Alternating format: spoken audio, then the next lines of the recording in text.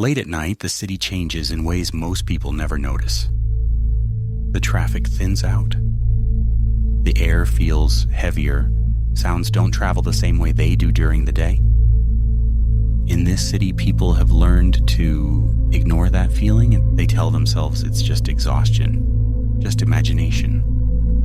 But for decades, something has been happening here that no one has been able to explain. It starts with footsteps. Not loud, not rushed, just steady, perfectly matched to your pace. People report hearing them while walking home, alone at night, always in familiar areas, always streets they've walked 100 times before. At first, they think someone is behind them, so they slow down. The footsteps slow down too. They stop. The footsteps stop. When they turn around, the street is empty. No one there. No cars, no movement, just the sound of their own breathing. Most people brush it off until the disappearances began. The first case that drew attention happened years ago, but at the time, no one connected it to anything unusual. A man was walking home after a late shift. He took the same route every night, through a stretch of road most locals avoided without really knowing why. One streetlight flickered constantly above the sidewalk. Witnesses later said they heard shouting, but not panic. It sounded more like confusion, as if someone was asking questions and not getting answers. When police arrived, there was no sign of a struggle. No blood, no damaged clothing, no broken objects. Only his shoes, placed neatly side by side near the curb.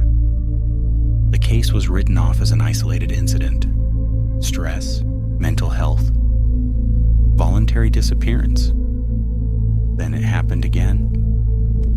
Different person. Same street, same shoes. Over time, the pattern became impossible to ignore. People vanished within a very specific area of the city, almost always late at night, almost always alone. No bodies were ever found. No surveillance footage showed anyone leaving. In some cases, cameras captured the person entering the area, and then nothing after that. As if the footage itself had skipped over something it couldn't record. Residents began noticing something else. The streets where people disappeared weren't normal streets. They used to be something else. Old maps showed neighborhoods that no longer existed. Entire blocks that had been renamed, rerouted, or quietly built over. Houses that were demolished without records. Streets that changed names multiple times over the years, as if the city itself was trying to forget them. But the city didn't forget. People who lived nearby described strange sensations after dark. Sounds felt muted.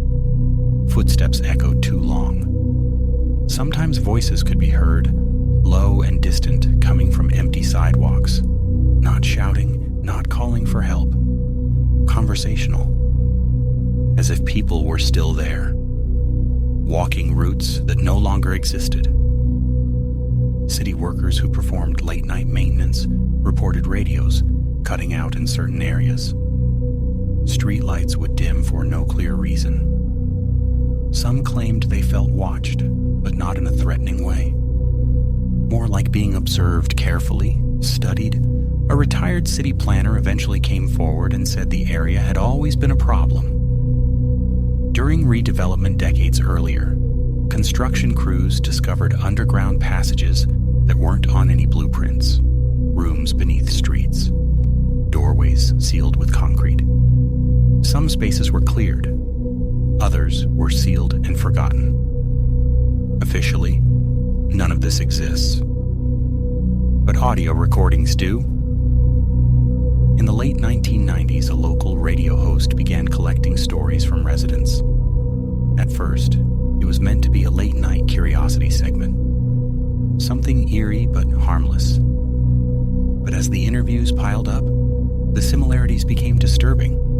Footsteps, voices, disappearing people, shoes left behind. The host received a voicemail one night while the show was off air. It lasted less than 10 seconds. Heavy breathing, the sound of footsteps. Then a whisper, barely audible. "They know I'm here."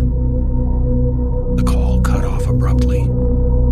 Over the next week, 3 more messages came in, each one quieter than the last. The final message contained no voice at all, just footsteps, slowing and stopping. The radio host disappeared before the episode aired. His apartment was found unlocked, equipment still running, notes spread across his desk. One sentence had been written over and over again, darker each time. "The city doesn't forget what it buries." Police searched for months. No body, no leads, no explanation. After that, the reports increased. People claimed the footsteps now followed them longer. Some said they heard their names spoken softly from behind, pronounced perfectly by voices they didn't recognize. A few residents swore that if you stopped walking and stood still long enough, the city responded. Not with sound, but with pressure. A feeling that something was very close. Today, the area looks normal, busy during the day, shops open, cars passing through. But locals avoid it after dark. Security cameras still malfunction after midnight, audio cuts out, footage skips, and sometimes just for a single frame, a figure appears where no one should be standing. Not moving, not approaching, just watching. Officials blame compression errors. But people who live there say something else. They say the city is still counting. And once it remembers you, you don't leave footprints anymore.